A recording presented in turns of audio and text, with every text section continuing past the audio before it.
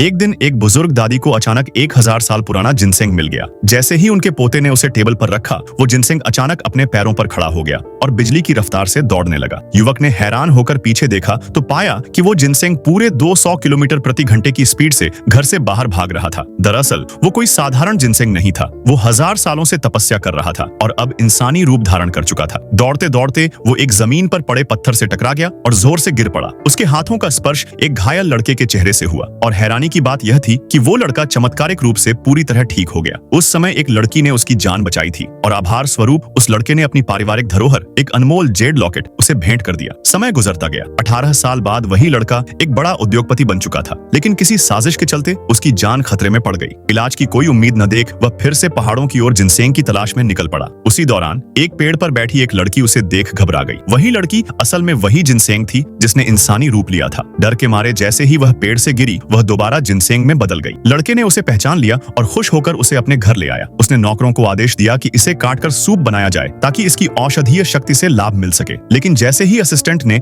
चाकू से उसे काटना चाहा, चाकू उसके हाथ से छूटकर दूर जा गिरा। उन्होंने फिर कोशिश की, लेकिन हर बार चाकू या तो पलट जाता या हाथ से छूट जाता। ये देखकर सब लोग चकित रह गए, क्योंकि ये साफ था वो कोई आम जिनसेंग नहीं था। टाइकून को गुस्सा आया और उसने जिनसेंग को उबलते पानी में फेंक दिया। जैसे ही जिनसेंग पानी में गया, टाइकून को ऐसा महसूस हुआ जैसे उसका पूरा शरीर जल रहा हो। दर्द के बीच उसे एक फोन कॉल आया और जाते जाते उसने असिस्टेंट से कहा कि जिनसेंग को पानी से बाहर निकाल लें। जिनसेंग को लगा जान बच गई, मगर उसी वक्त टाइकून का सौतेला भाई और उसकी माँ घर में दाखिल हुए और जिनसेंग को चुरा लिया। अगले दिन दादी की 800वीं सालगिरह पर टाइकून जब अपना तोहफा खोलता है तो डिब्बा खाली निकलता है और सब हैरान रह जाते हैं। तभी सौतेला भाई जिनसेंग निकालकर सबको दिखाता है। सबकी नजरें उसी पर टिक जाती हैं, क्योंकि वो बिल्कुल वैसा ही है। फिर विवाद शुरू होता है, चोरी का आरोप लगता है। टाइकून नाराज होकर सबको जाने को कहता है। माहौल तनावपूर्ण हो जाता है। दादी समझौता करने की कोशिश करती हैं। इसी बीच जिनसेंग मौका देखकर वहां से भाग निकलता है। घर में हड़कंप मच जाता है। सब लोग उसे ढूंढने लगते हैं। चुपचाप छिपने की कोशिश करती है ताकि दोबारा पकड़ी न जाए। सब एक दूसरे पर शक कर रहे होते हैं। दादी पूछती हैं कि क्या सच में टाइकून ने कुछ छिपाया है। टाइकून साफ कह देता है कि वो कुछ नहीं छिपा रहा।